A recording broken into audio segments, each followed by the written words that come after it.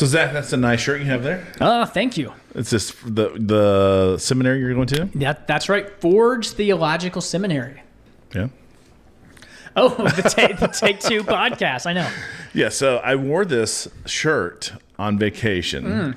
We were in the Branson, Missouri area. Nice. I go into the store and this guy looks at me. He's like, and I'll try to mimic his voice as much. Like, dude, I love that shirt. I love that shirt. And it kind of threw me off because from the front, all you can read is give hate a chance. Yeah. And so most of the time, I think people look at it and go, I would think they would go, what is that dude talking about? And then maybe catch the back side of my shirt and then go, because on the back it says abhor what is evil, Romans 12:9.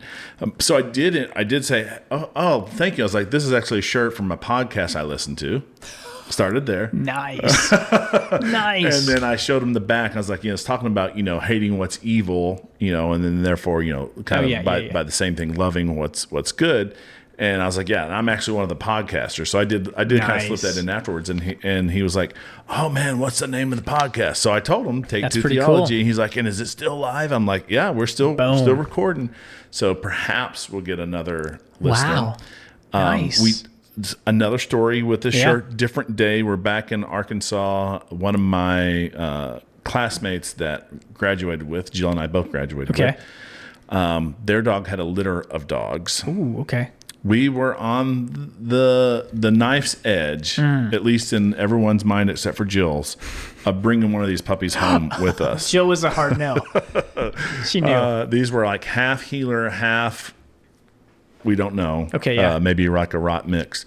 But his wife, I was wearing this shirt, and she must have looked at it, and she asked about our podcast afterwards, and wanted the information and a link to it. So maybe Megan's listening to us now. We'll see. Wow, I love it. We just need to get more edgy shirts. What else can we say besides give hate a chance? Yeah, I know. So there's something with Ezra and Nehemiah. We can be like, we probably don't want to say don't intermarry or something. That's too much. That's pull not your beard good. out. Pull your beard out. Hey, if you're not pulling your beard out, it's not that bad. Maybe that could be the back of it or something. Or I thought about, it's great. We could do something like make something great again. Something, whatever that next one is. So get your shirt. Get your shirt because it is a conversation starter. At least it's been for me. I'd like to. If you're like, man, I don't know how to make small talk, we're doing it for you. Grab the shirt because it'll do the talking for you. Yeah, we got one on Nephilim. We got one on giving hate a chance. We got one on tanking it to the next level. Dude, maybe, if you're looking for if you're like, man, I wish I had this conversation started on a shirt, give us a comment. Yeah. Maybe we make it happen. We can, hang on what it is. Yeah. And let us just, open that bridge to making all sorts of new friends. That's good. All right, so today... We're going to do, I think it's a 3-part series. Nice. We'll see how it goes, how fast we go. But we're going to be talking about the teleological argument. Nice. And I always have struggled with this word. It's one of those hard ones to say. But I can't wait to just dive into it because what other arguments have we covered already? We've got a good We've already covered the cosmological argument. Nice. And we covered the moral argument. Okay. And we talked about Aquinas' argument from existence and essence, that there must be something whose essence is existence itself. Okay, yeah. Remember those. So we were covering the moral argument, which is really we talked about the moral argument in particular, but we said really this is part of a family of transcendental arguments that say here's something that transcends just the physical, like morality or beauty or knowledge or consciousness or all those things. Therefore, there must be something that grounds it, and we call that God. So I thought, we were talking about that one. I was like, oh, normally these are kind of given in the order of cosmological, teleological, moral. Yeah. It's like, well, we kind of skipped the teleological, so we should come back and get it. Don't leave it out, and we won't. We're taking 3 episodes on it, so we're not leaving you out. Well, this is great. I thought the options were either try to cram it all in one episode and leave the listeners like, whoa, that was a lot. Or, and maybe the listeners, I know some people, these aren't their favorite episodes, my wife being one of them. because it's it does get a little heady, a little philosophical. I was like, maybe if we just kind of take it a little slower, unpack it slower. Right. Maybe it'll be their favorite one because you can understand it more. I was thinking, I don't know where this goes, but there's another T-shirt. There should be like, what kind of argument you want to hear? Moral, you get all the different ones, and it's like a Take Two podcast. You can figure it all out. I like it. Yeah. All right, so let's take this to the next level.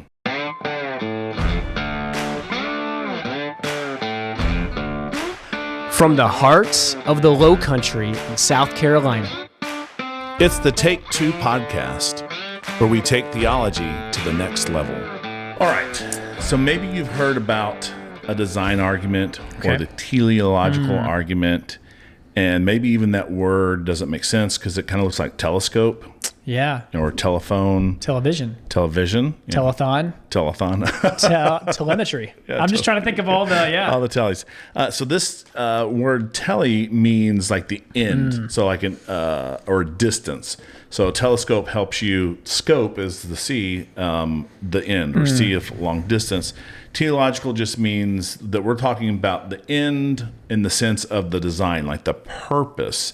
And so a lot of times we look at the things around us, and it seems like they were designed because it seems like they have a purpose to them. And ology, you hear a study of, but it can also just mean a logical discussion about. So this is a logical discussion about the end of things.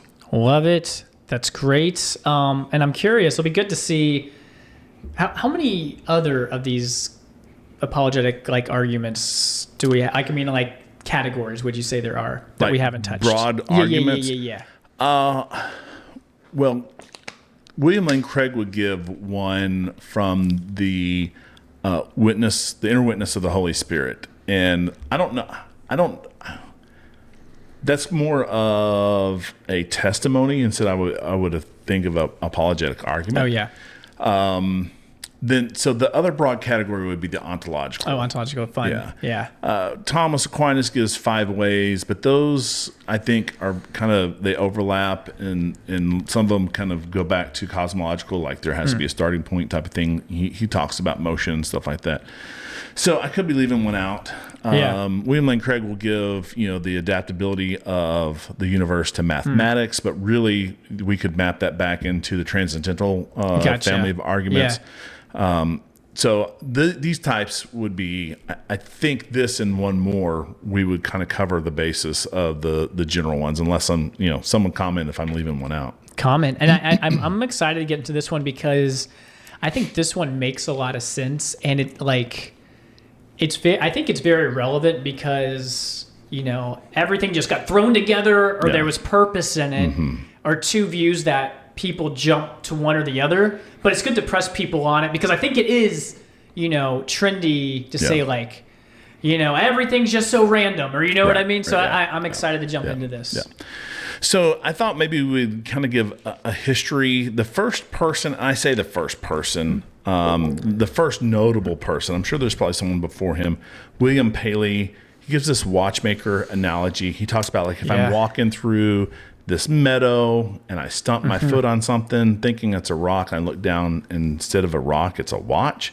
Yeah. And I open it up and I look at it and I go, this watch did not just happen naturally. It's too intricately designed. It has a purpose. And so, there must be a watchmaker. Yeah, there's gear. I could just I think anyone would say that it's just not, it's not grass or it's not whatever. That makes sense. Yeah. Yeah. And you might read someone well, no one gives William Paley's argument anymore because it's been shown to be false. And all we mean by that is that it's not worded fancifully enough to ward off some of these attacks against it. And so what you'll see as we go through until we get to the third episode is probably the most philosophically, well-worded argument, and it kind of bypasses it's called the fine-tuning argument that's made popular by William Lane Craig.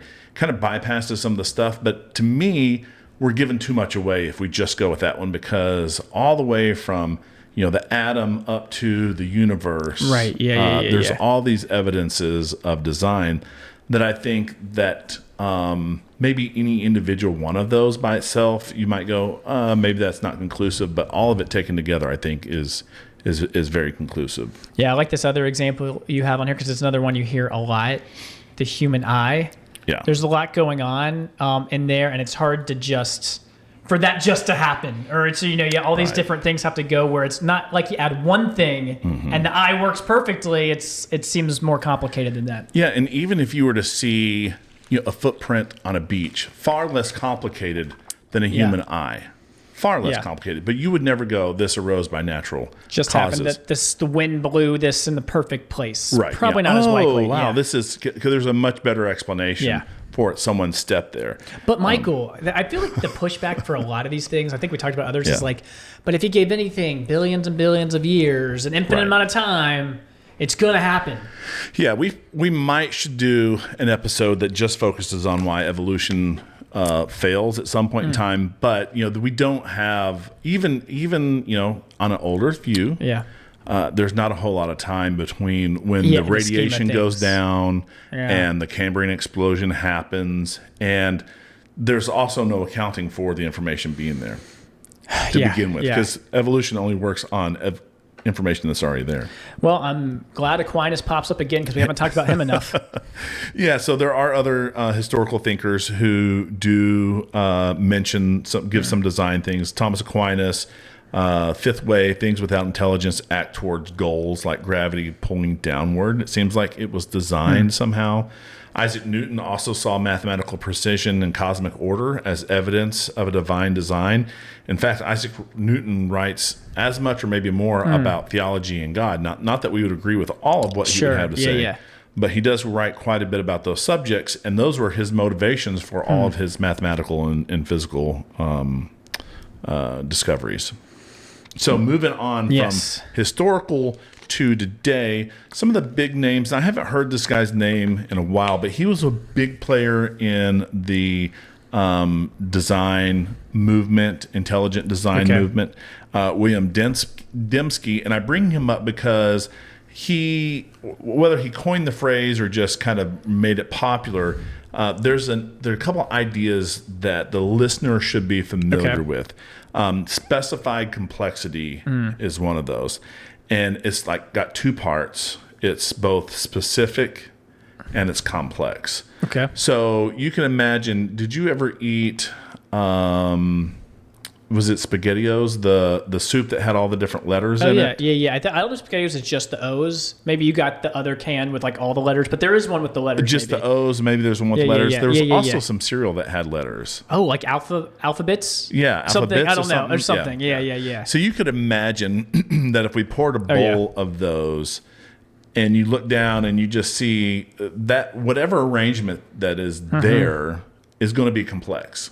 Yep. It's not likely to happen again if I randomly pour bowls. But if it's just a jumble of letters, it's not like you would say, it's complex, but who cares? Yeah. Or you could imagine, what if there was a cereal that just had the letters A, C, H, and Z in there, just those four letters. Good letters. And you pour a bowl there, and you happen. I can't believe it. There's Zach. Oh, there's another Zach. There's another Zach. Well, those are the only four letters there, so it's not that. Not that. It'd be more impressive if you do the alphabet, and it's like, you will die at 2 a.m. tomorrow. You'd be like, what? Right. So you have something that's really complex, that's unlikely to happen on its own, and it's very specified. That's specified complexity. William Dembski demonstrated this. He was really a mathematician and a computer scientist, and he looked at information in the genome of animals and stuff and DNA, and he was trying to show how DNA and all the information is a signature of intelligence. I'm going to miss his name. Stephen Meyer kind of talks about this jumped off of this as well. This is an aside. I was curious if you should check this out. I'm not endorsing the Joe Rogan podcast, but Stephen Meyer went on the Joe Rogan podcast. He really put forward this argument, and I was kind of.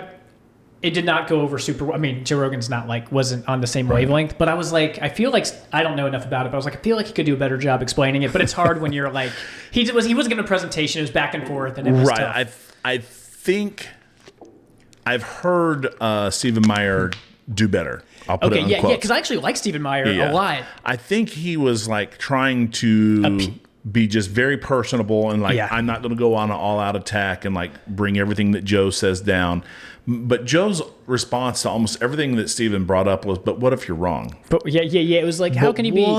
If blah blah blah. Because he kept talking about fine tuning, but I don't know. But it was weird. You can what if for forever. Yeah. Like, well, if that's true, then this is false. But we don't have any evidence, Joe, that what you're saying is true. So everything we have points to what I'm saying being true. It was kind of a frustrating interview to listen to. But that is specified complexity. All right. And so then this other idea that you should be familiar with is irreducible complexity. Irreducible complexity is a subset of specified complexity. So not all specified complexity is irreducible. But irreducible is a type of specified complexity. Michael Behe kind of makes this popularizes it in the ID movement, and kind of his flagship example is the bacterial flagellar motor. Classic. You can go find videos of this. And I believe there are like 30, more than 30. I think 37 is the number, but that's the number I always use when I'm joking around with my kids. So it could be wrong. Maybe it's 34, 35. But there are a number of different parts in this flagellar motor. And if you take any one of them away, it doesn't work. You can't, you need all of them. Yeah. And so the point of this is it's hard to imagine how that would have evolved because you can't just have... Yeah, that makes a lot of sense. Yeah, they all have to be there together, arranged right and functioning. And he uses the idea of a mousetrap, much simpler than a flagellar motor. Yeah. It has 5 parts, like the base, the spring, the wire, the catch. And if any one of those are missing, the mousetrap doesn't work. And none of us would look at a mousetrap and go, oh, that just evolved. We go, oh, no, that was made. And if you look at the flagellar motor, it looks just like an outboard motor of a boat. So that is irreducible complexity. And so you have some people will push back against this. You might say that,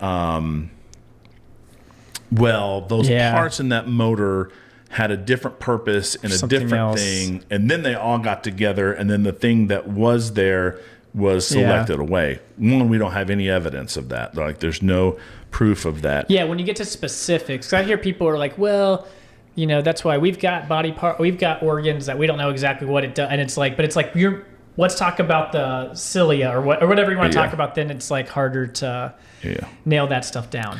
And then you also would, wonder, even if you don't get down to that micro, what does half a wing do for you in flight?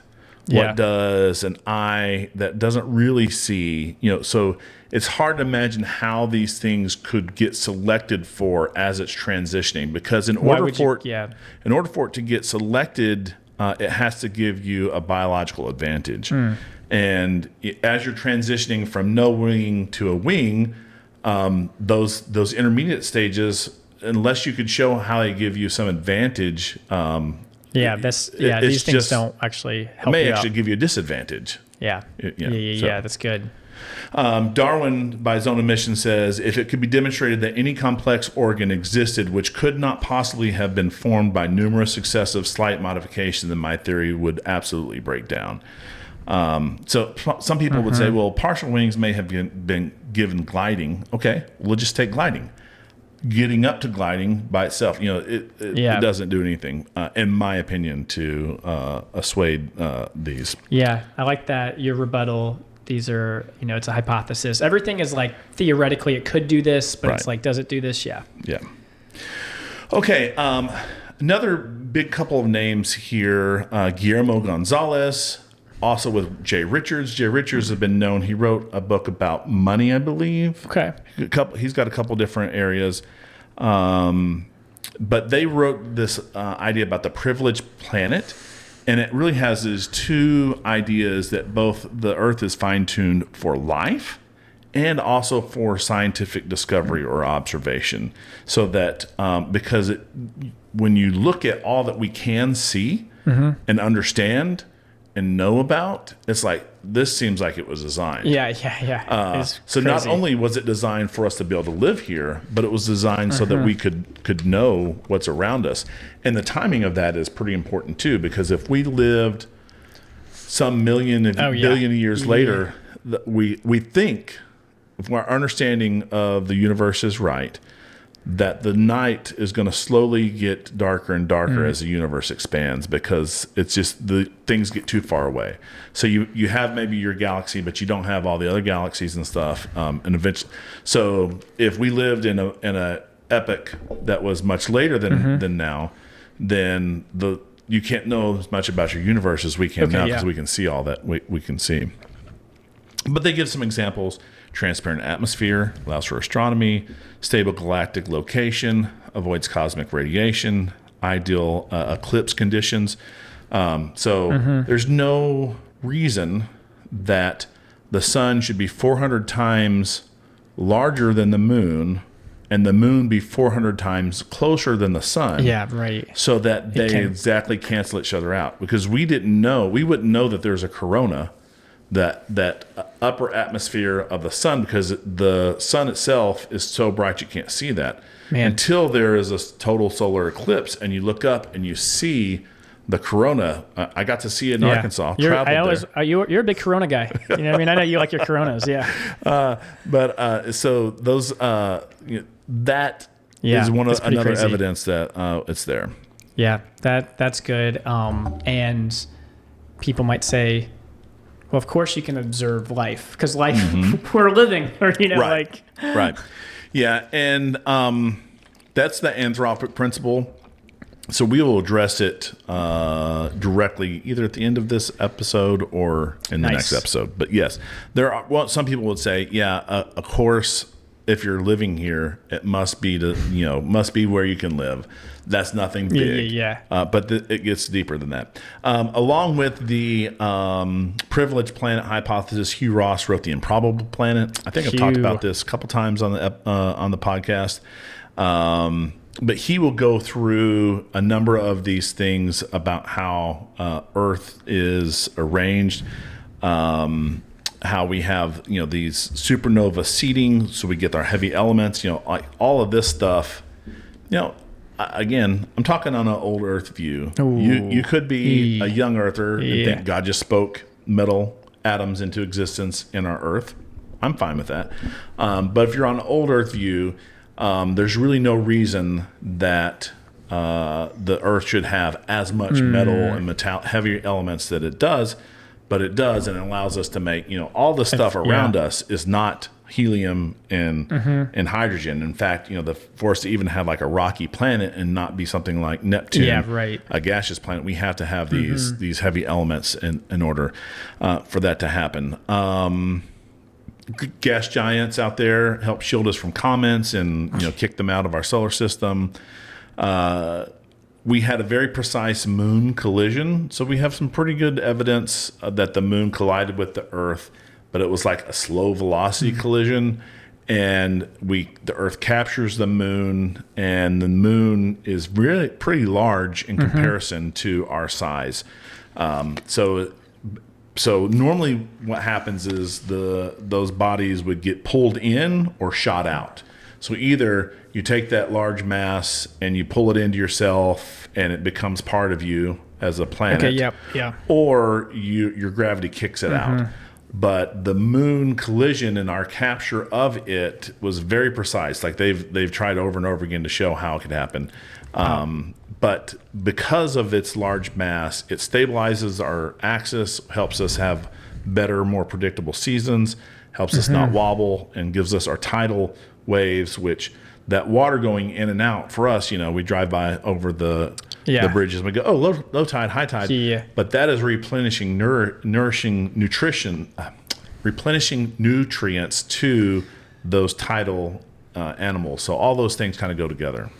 Wow, that is good. I think because like going back to like Joe Rogan types, this is also the criticism for some of these things are, we haven't found another planet like Earth, but same thing, infinite, like where it's just a matter. It's like the universe is so big, there's got to be a bunch of Earths out there. You know what I mean? Yeah. Hugh Ross founded the group Reasons to Believe. Fuzz Rana is one of the members of Reasons to Believe, and I haven't seen one of these articles lately. I don't know if I don't know. Fuzz is still around, but I don't know if he's like busy or maybe in poor health. I don't know, because it's been maybe 5 years. But he used to regularly, because you'll see these articles, Earth-like planet discovered, Earth-like planet, Earth-like planet. And he'll go, no, this is not Earth-like, and I'll tell you why. And like by the own article, like here are the differences. Like, so there are a number of rocky planets out there about our size with water, but it's like those are 3 or 4 of the parameters that you would need to have life sustaining. A lot more. That's right.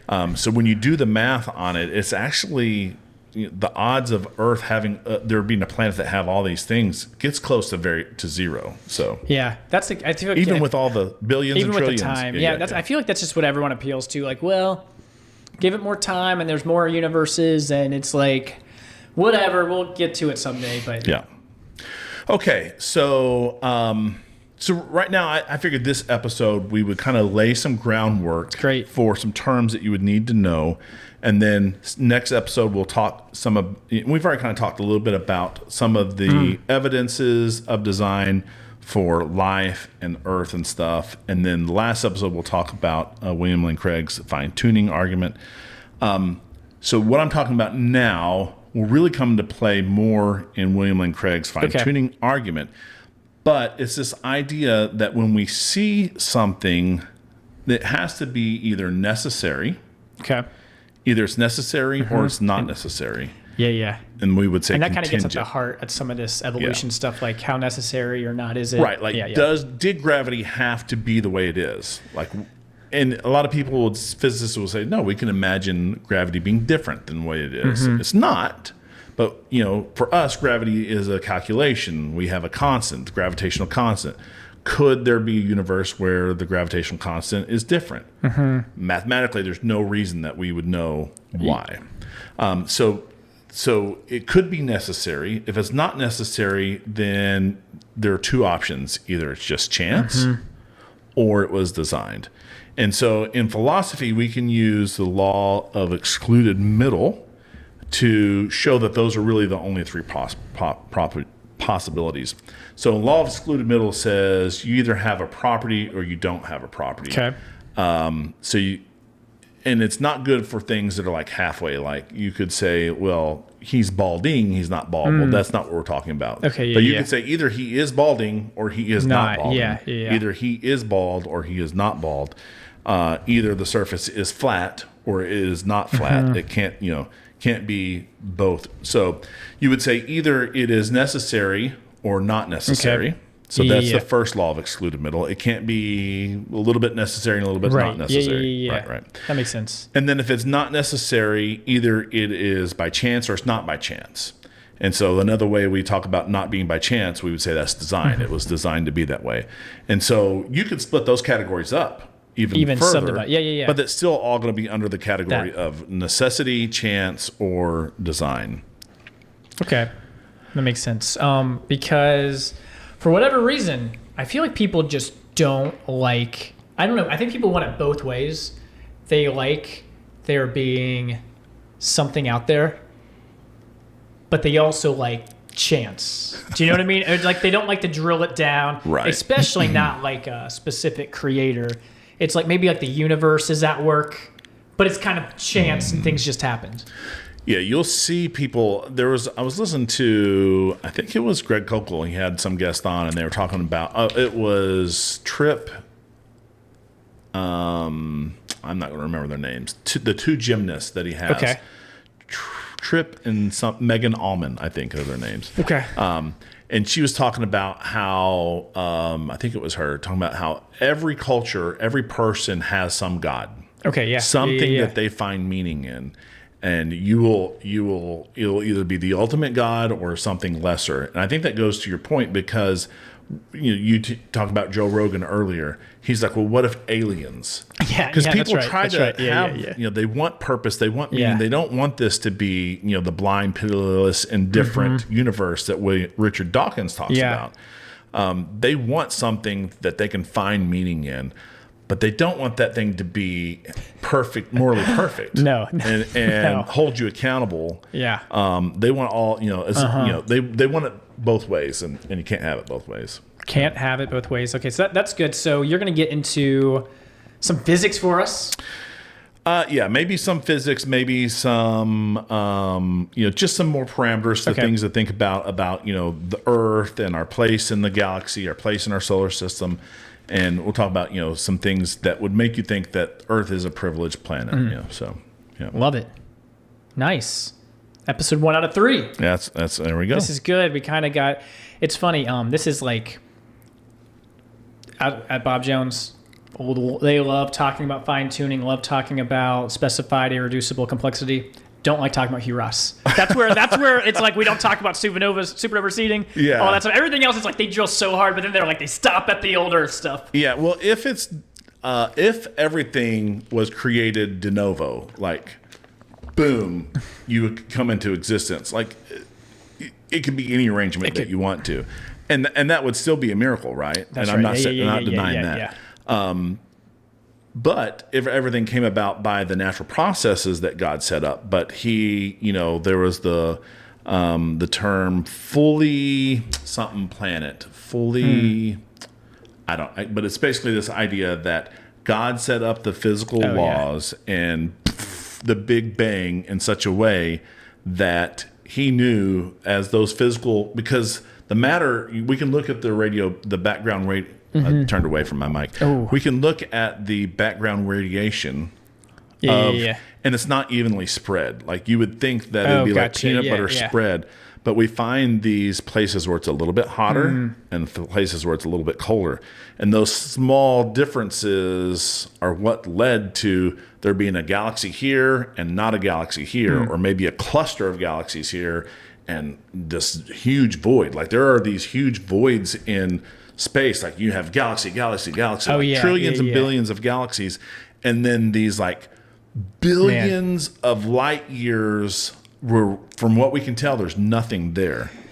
And so, if you have an older view, and you think, well, God set this out on this thing. He knew exactly how, at the very beginning, all that had to be arranged and the laws that had to happen so that our physical universe would produce a Earth, but it was still miraculous on my view. So I love it. I'm excited to jump into the next 2 episodes. Yeah. All right. That's our take. Thanks for listening to Take 2. Find us wherever you find podcasts and on YouTube for those who want to watch our videocast.